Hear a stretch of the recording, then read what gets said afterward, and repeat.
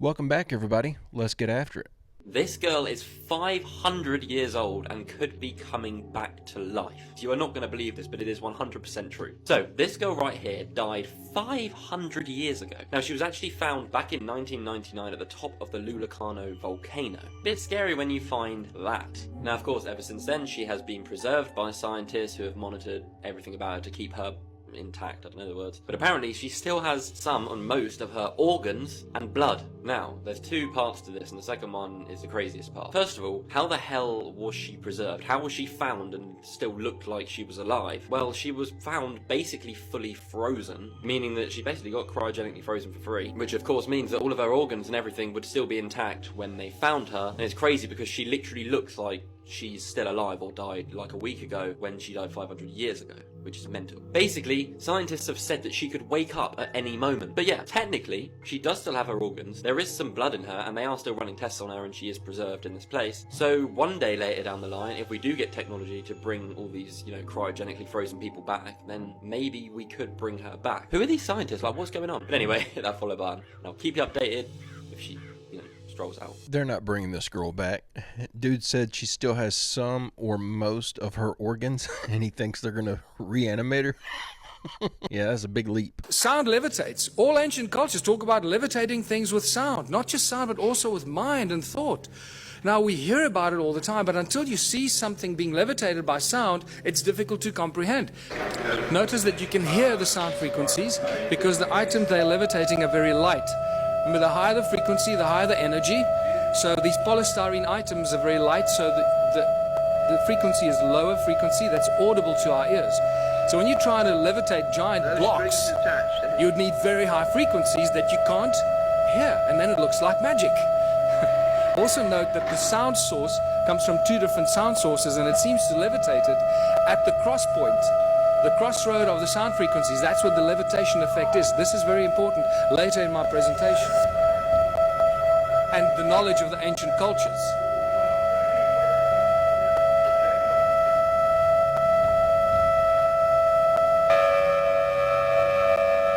Just the slightest sound variation and the thing starts to tumble and spin.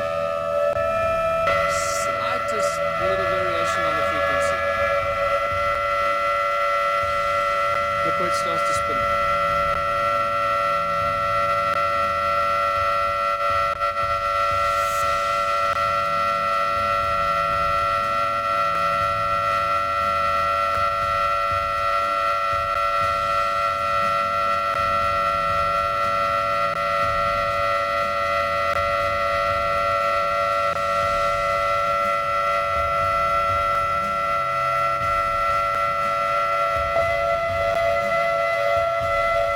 Real irritating noise, but you have to put up with it too.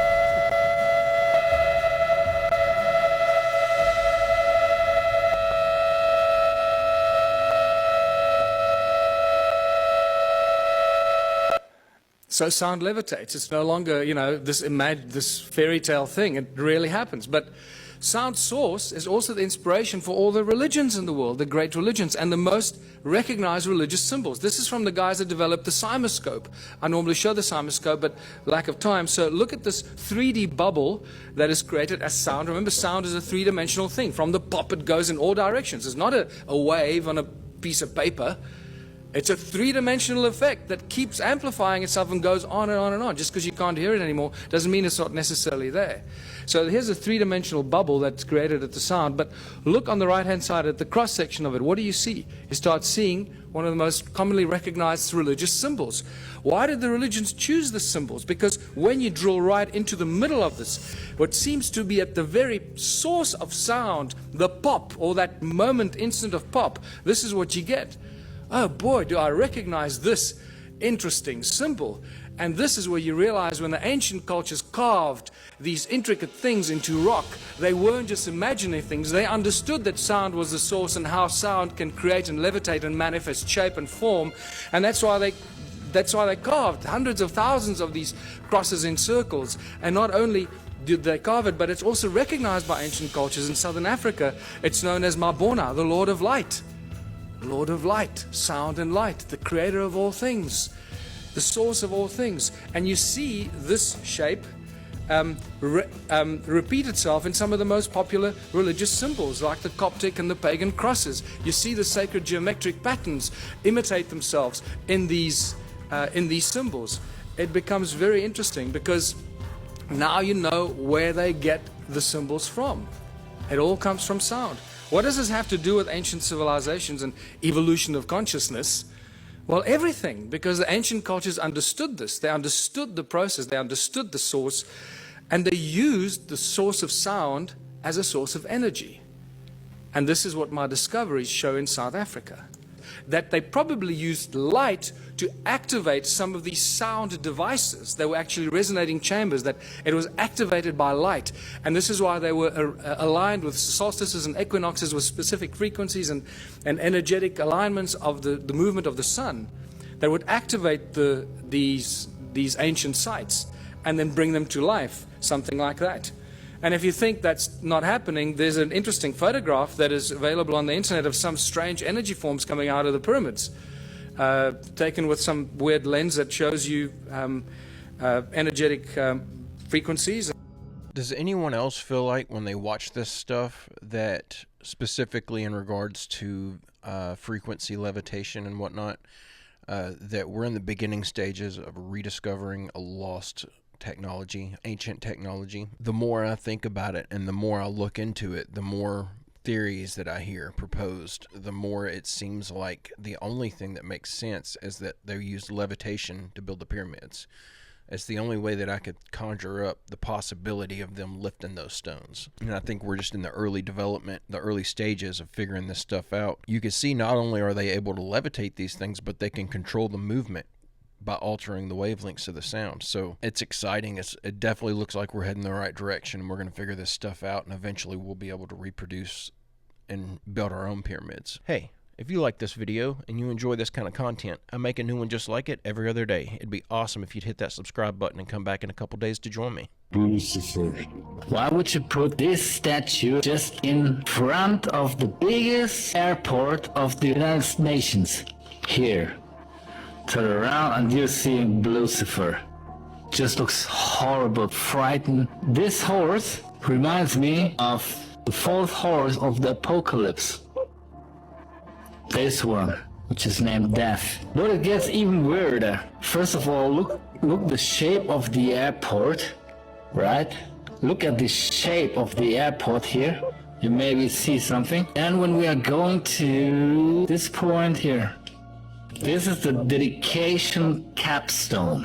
When I turn around, do you know this? Those got this sign, right? But what's really weird is those two lodges here, they don't exist in public. And here, when you take a look at this here, New World Airport Commission. I mean, why would you put this dedication capstone in this biggest airport of the United Nations? It does not make sense if this should be a prank or if this is comedy, right? Although this is the biggest airport in the US, some people are thinking that the biggest part is underground. Deep down, underground, below this. Imagine. I doubt at this point that there's anyone who's not familiar with the satanic imagery and just the weird anomalies and stuff at the Denver airport. It just comes across as like the biggest shining example of them putting this evil satanic imagery right in our face to show their true intentions. The American Medical Association has already licensed, copyrighted the word cancer. It's a copyrighted trade name of the American Medical Association. And only one of their licensed practitioners can use it. Now maybe your Coca-Cola tastes better. Maybe it's cheaper. Maybe it's more healthful. But without the Coca-Cola bottling company's license, it's a contract violation. You can't make Coke. Now you can make Gordon Cola or Johnson Cola, but you can't make Coca-Cola. Can you understand that? You can treat the botch of Egypt. but not cancer. Cancer is a copyrighted trademark. It's a monopoly. And it's against the law for you to interfere in somebody else's business monopoly because they pay an income tax on the joint venture with the government. And it produces $165 billion a year for cancer treatment in the United States. That's what the income tax is all about. Government does not need your money to function. They have all the credit in the world. They need to tax your wealth so that you cannot compete with General Electric. Now, what we're really dealing with here is religion. Perhaps you've heard it said that there is a clear distinction between religion and the state. I think that was a misstatement. I don't believe it for a moment. I think the state is organized religion, and I want to show you now on the board what happens in the state when you are dealing with the George Orwell symptom or the concept that he used called doublespeak and doublethink. If I told you that this is a blackboard and this is a podium, and I said, look on the podium and see the words I've written, you'd say, this man's a lunatic. Obviously, he's writing on the blackboard and speaking from the podium. What we do is we change the definitions of words over a period of time so that wages today are income. But when you go to an old law dictionary like Bouvier or Black's First or Second, you find that wages are property, and property isn't assessed or taxable. So where it came in was with the enabling clause of Social Security, in which the Social Security Act says in the enabling clause, for the purposes of this act, the following definitions shall apply. Wages, salaries, tips, commissions, and gifts shall be construed as income. You go to the public schools and they teach you to deal in wages, salaries, tips, commissions, and gifts. And then, of course, the government comes along and says, out of your own mouth, you've admitted that this is a tip. Out of your own mouth, you've admitted that this is a gift. And aren't these wages, salaries, tips, commissions, and gifts always paid in dollars? If they were paid in gold, silver, wheat, corn, beans, honey, and oil, they'd be property and non-taxable. Now let me show you about our judicial system that Eustace Mullins brought up this morning. He said it was a little corrupt. Yeah, I'll go along with that. There's a little corruption there. But more importantly than that, it's a religious system that comes from Exodus 18 and Exodus 21. It is the judicial system that was established by Moses. Not because Moses was corrupt do we say our judicial system today is corrupt, but because the system today is a perversion of the Levitical priesthood, which is now called the civil service. I could, and I'm sure most of you could, sit here and go on for days giving examples of what he's specifically talking about them changing the language and changing the words that we use for everyday things. A big one, not to spark debate here or anything, but gender. 5 years ago, a girl was a girl and a boy was a boy. Now that most basic concept has been attacked to the point there are actually people out there that consider you evil if you still hold the idea in your head that a boy is a boy and a girl is a girl. That's a great example right there. This is Vienna in 1906, Austria. It is amazing to think and brings up a lot of questions that over 100 years ago, supposedly armed with only hammer and chisel, horse and buggy, no power tools, no modern heavy machinery, our ancestors built all of this. Such a lasting legacy. When a beautiful society matched its beautiful architecture. A society truly made to make its people uplifted and inspired. The exact opposite of our brutalist architecture today. How much of what we built in modern days will be remembered with such awe over 100 years later? Will any of it still even be standing? Question everything, friends. Until next time. I honestly feel like this can be explained pretty easily. I think people just don't take the pride and stuff in their work like they used to. People used to really, really put effort into things. And it wasn't just about getting to the finish line. It was about having a finished product that you were proud of. And not only did people take pride in their work, but the people who viewed their work took pride in it and saw the value in a well-built building or something that was handcrafted. You know, nowadays people just don't care about that. They don't care about quality. They care about getting the job done and moving on to the next one. I think it's a combination of that and just money. As time has gone on, things have gotten more expensive.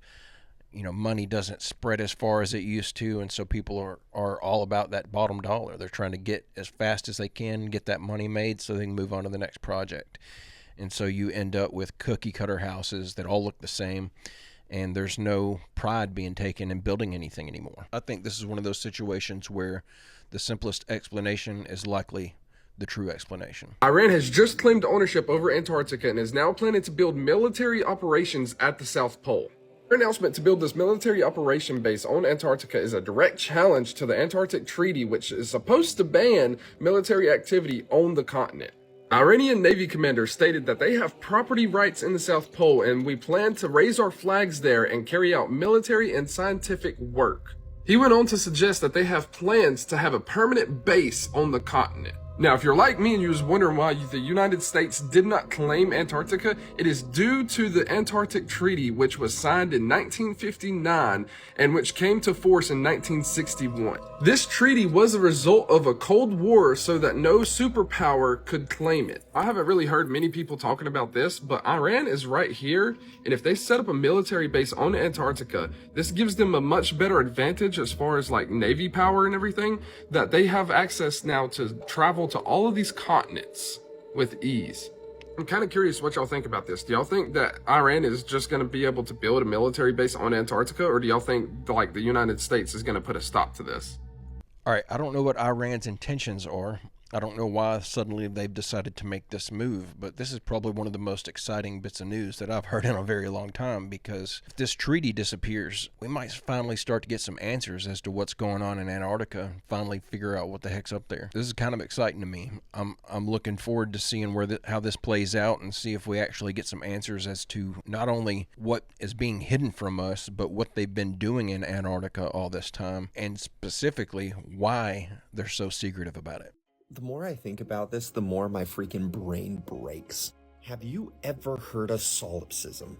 Solipsism basically means that the only thing that you can confidently say exists is your own mind.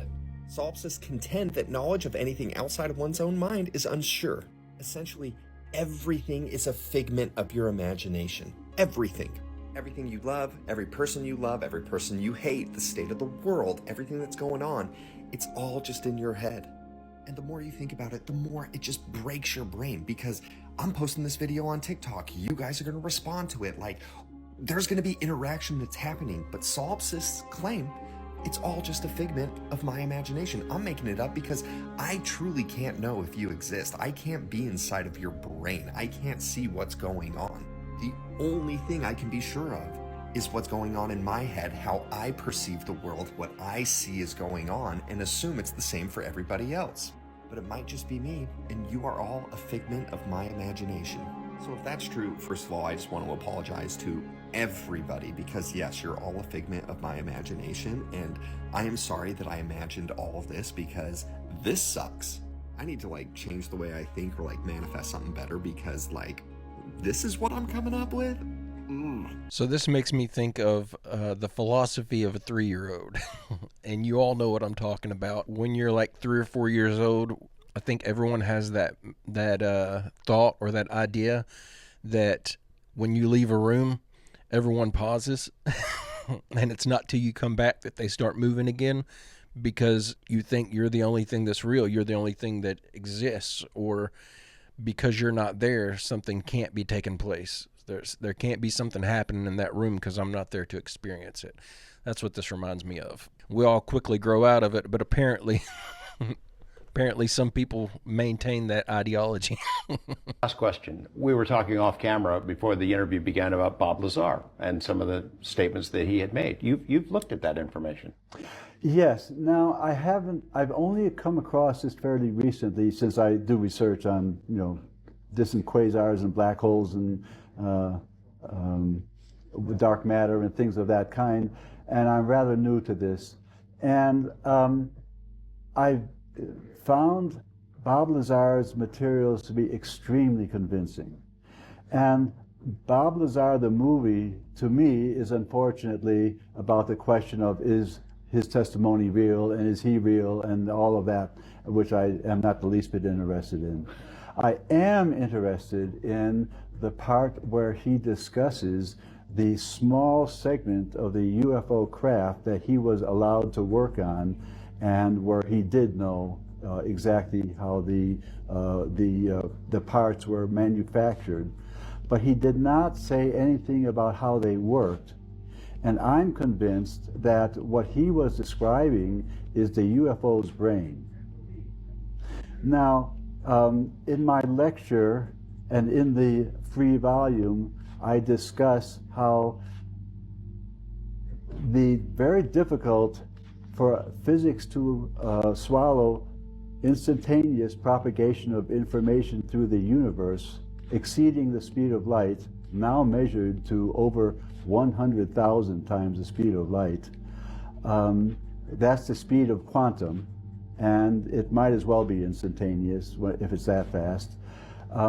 I believe that all of that shows that there is coherence within the universe beyond what's traditionally understood right now, and that the spacecraft brain that Bob Lazar he didn't say it was the brain, but he described its form. And I believe that what it does is it has amplifying sensors in that cap, in that dome that we see on the top of the craft. And you know that people who've been on the craft and have been shown, been given the tour, talk about the big crystal that's above the brains, the minds of the operators. If you look at Bob's sketch, you realize that the crystal is at the focus or at the center of the detectors. So I believe that this part of the spacecraft is doing what I'm trying to say the human brain and the computer is doing. Namely, it's taking information about where it is along coherent paths in the universe and comparing that to a picture of the overall structure of the universe. And that informs the craft if it's getting closer to its destination, which is in the minds of the operators below the prism. So I believe that that's the basic function of the UFO in what we call interstellar mode. There is also another mode for the spacecraft that's again described in good detail by Susie Hansen, who was taught to operate the spacecraft. It describes the falling leaf operation and seen in the spacecraft's motion and all of those things. And I believe that that's a different mode of spacecraft operation. Local travel. For local travel, that's right. It's what we call the pickup. So y'all tell me, what is your opinion on Bob Lazar? Do you think he's legit or not? In my mind, I think he is. If he's lying, I've bought it hook, line, and sinker. I'm being fooled. You know, anyone that's had such a fantastical sounding story and kept all the details as straight as he has for over 30 plus years, you know, at the expense of his life, the guy is forever going to be known as Bob Lazar, the alien guy. He's always going to have a huge swath of the population that thinks that he's a crazy loon, and he's also going to have a large swath of the population that thinks that he's got information that he's not sharing, and they're going to be trying to get it. So the guy is constantly bombarded with likely crazy personality type people. A lot of people want to know when and where these cicadas are coming. This map is not accurate. This is overhyped. I want to be the only logical person on TikTok right now that's going to explain what's going to go on with this, okay? These bugs, okay, cicadas, whatever, tomatoes, well, they're about to emerge in the cycle that they often don't collide with, but only here, okay? This map has been used by everyone. Oh my God, look, they're everywhere. No. Look, there's a key right here, guys. Calm the fuck down. All right, read that. It's only the blue and the brown. Also, all the media, CNN, you name it, strange fungus, cicadas are salt shakers of death, zombie cicadas with STDs coming to Virginia, causing hallucinatory effects on birds, like trying to scare the shit out of you. Let me just say, nothing's gonna happen, okay? This is where they're gonna emerge. Here, these two states, the worst. And that is it. The worst thing that's gonna happen, guys, is these make a lot of sound, really, really loud, like 100 decibels. That'll be annoying. But other than that, they're actually good for the planet, they're good for the soil, they're good for the birds, and nothing bad's gonna happen. So yes, this is gonna come soon, late April, May. So there you go, there's the real map. So next time you see this and people hyping over it, you know the real deal, okay? I've heard a lot of people like freaking out over the cicada thing. And they're just bugs. Nothing bad's coming. There's going to be a lot of them because there's two different varieties, I guess you could say, of cicadas. One rises, I think, every 7 years, and I think the other one rises every 13 years. And that's just coincidence that they've lined up and they're all going to come out at the same time this year. It's just been a really long time since that's happened, and people are reading too much into it. Personally, I think it's kind of funny. You know, not everything is a conspiracy.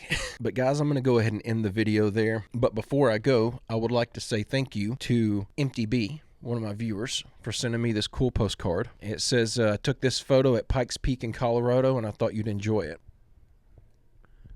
Bigfoot crossing.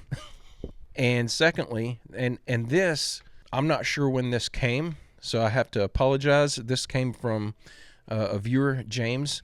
And James sent me a thumb drive with 12 years of research on it. I guess whenever I got this stuff out of my P.O. box, this fell under the seat in my truck, so I'm not exactly sure when this was delivered to me. My daughter was cleaning out my floorboard in my truck today and found this. So I'm going to read this note that James sent. It says, Barry, great show, man. You give unbiased opinions and offer intellectual ideas everyone should think about. I want you to have a gift. This flash drive is 12 years of research that I've put a lot of love into. I've made personal copies for my wife and 4 children, so this is yours. It's a jumbled mess of excellence. If you watch Level first, you will understand all the hundreds of videos and thousands of pictures. If you watch the files Bible's Hidden Meaning and the Sacred Secretion, you will understand the Book of Wisdom a little more, I hope. You take care, and I pray for a life of peace and truth. One love, Jim. P.S. I don't fully believe or not believe any of the subjects. Everything is pure speculation and entertainment. My whole family loves your show, by the way. Thank you, James. I appreciate it. Or Jim, whichever you prefer being called. Now, I don't know James personally, so I'm a little worried about sticking this thumb drive into a computer, but I am going to check it out. I've got a computer that doesn't really get used much anymore, so I'm going to plug it into that and take a look at it and make sure it's safe. But unless there's some really, really horrendous viruses on here and you're trying to blow up my computer, thank you, James. But everybody, I'm going to go ahead and leave it right there. I hope everybody enjoyed these clips that we watched together today. I'll be back in a couple days with another video. I hope you come back to join me. I hope everybody has a great, safe, fantastic rest of your evening, and I will see you in the next video.